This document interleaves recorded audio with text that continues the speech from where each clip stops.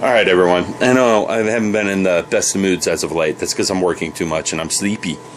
Not for any other reason. Here, I want to show you something. This is the Mercury 9. I cleaned up some of the road markings right in here. That was too big, so now it's more in scale. I touched up the H a little bit. The H still looks a little off, but remember, there's going to be a sea scorpion sitting on top of that. And the sea scorpion's almost the same size as C-130. I touched up the paint on the C-130 a little bit. In fact, you can still see some of the paint drying right there that I spilled. Don't worry, it's a flat paint. It's just going to take a while to dry. And I'm going to speed it along with the paper towel, which is probably a mistake because that's lacquer paint. Yeah, you heard that right. I used the flat lacquer paint to do this with.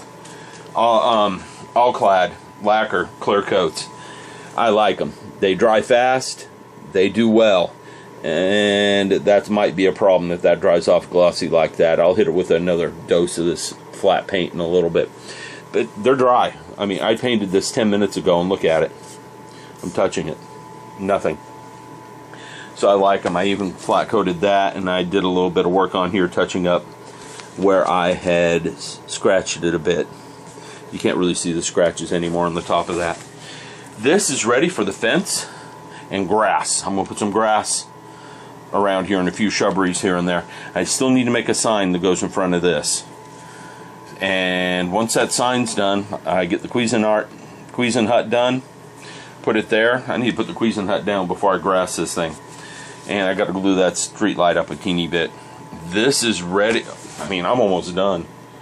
Once I get the groundwork done, the Cuisinart on here, I can put the radar tower on it. And then all I got left is mounting the Mercury 9 herself and put the vehicles on. That's it. This can be done within another 5 or 10 hours worth of work. I showed you the stop signs the other day. Let me grab one. Okay. There's the stop sign. See, the thing's going to focus on it. Not really, but I can put it down like that and make it. There you go. There's the stop sign. To the naked eye, you can read it. It is one tiny little stop sign. For comparison's sake, let's set it down there for a minute where you guys can still see it. And let's put my finger in there. Just for comparison's sake. Yeah, my fingernail is almost the same size of it. This red right here is the color of the Honda right now. That's a clip that held one of the Honda body parts. Anyhow, as you can see, I am progressing on the Mercury 9. She will be the first shelf queen done. The Honda will be done. I've got a month left, but I'm going to lose 10 days here shortly. That'll give me about 2.5, 3 weeks of solid working with no work in the way. So they'll get done. No doubt in my mind. I'm about to try another experiment for the Honda. Speaking of which, let me stop the clip because I don't want to mix clips. Here's where I spilled that flat lacquer paint, and you can't even see it now. You can see a little bit of overspray here, but that's not from that lacquer. Okay, what I'm working on today is this little guy right here. He's going to go here. In order for him to go there, I need a sidewalk connecting the door to the road. Okay, and I need to paint the doors. I'm not going to light that. I decided against it. Lighting it would mean I need to light block the underside. Well, I could probably light block that underside pretty quickly. Also means drilling a hole in here and adding an LED. But I don't need to use a extra special LED on that. In other words, it doesn't have to be an SMD or anything. Now let me look at the doors. Will they? No, they're pretty light blocked as it is. No light's going to come through there. Since they're pretty light blocked, I'm not going to light it. I'm just going to get it mounted up to the base, get a little sidewalk cut coming up to there, and get the door painted. That's my issue for today. I've only got about 15-20 minutes to do it in. I should be able to do that. Up next after that is the fence that goes along here. Then I can start doing the vegetation on the ground. Once the vegetation's done, those tiny little stop signs I made can be installed. Okay? And then we'll be ready to go on this. Back in a bit. Okay, that's horrible. I am not putting up with that. Two things went wrong. One, my brush I was using is this one. I don't even know who makes these things. Okay, it's pretty worn off. I used to keep my brushes in the window inside this right here. Well, it turns out Thundercat loves to sit up there. And I thought I cleaned all the cat hair off my brushes. You can see they are covered with a fine fuzz of cat hair. All of them are. So all going to need some cleaning. You want to know what brush I'm doing? Oh, that's even worn off on that one. It's worn off on most of them, I think. Walter and Simmons or something like that. Anyhow, yeah, it looks like it's Walter and Simmons or something like that. Anyhow, on top of that, the brush, when it got to the paint, fragmented its bristles on me. In other words, right now, they're all pretty good clump. You can see it right there. This brush is pretty much shot because the bristles are all pulling apart. On top of that, while I was trying to brush it, Thundercat came and jumped across me and startled me, and I slipped a little bit.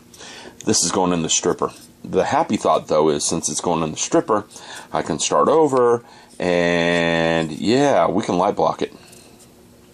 Won't take that much extra work to do. It's just, I'd color matched it really close to that over there. And since I had to do some repair on the command center, it won't be anything to do this. But before I put this in the stripper, which is nothing but a big tub of alcohol, because I don't use, I've got some Castrol Super Clean. It'll strip the paint really well, but that's not what I'm going to use to strip this paint with.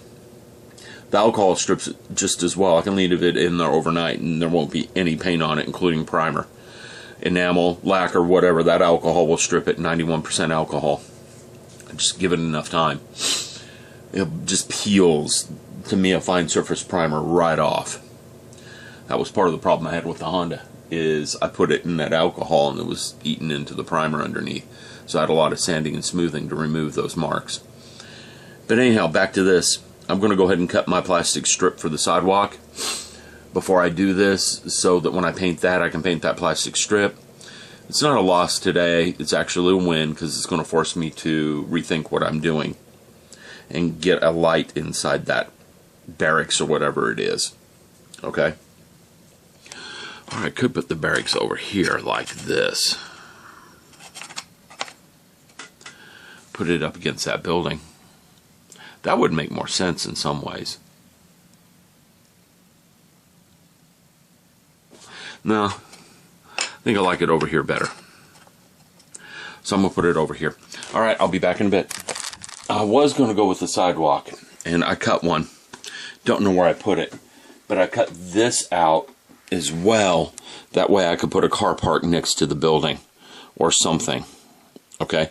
I'm thinking of cutting a secondary one, only a little bit bigger, for putting a tank over here on this side of it. Because I do have a tank, and it's a pretty good size, even at 1/350 scale. And I think that tank would look good sitting next to that, across from it. I'm holding this right now just to get one of the tanks. So we put a concrete pad for the tank to sit there like that. And I think that would be a good idea. So I'm going to cut another one of those. I'm going to put it across the way. So I have a car parked next to my hut and a tank parked across the way. Just to give you an idea that you don't want to go in there and mess with anything. Found the sidewalk I cut. The sidewalk's the same width as the doors. So let me go ahead and cut my tank pad, then I got to get going to work.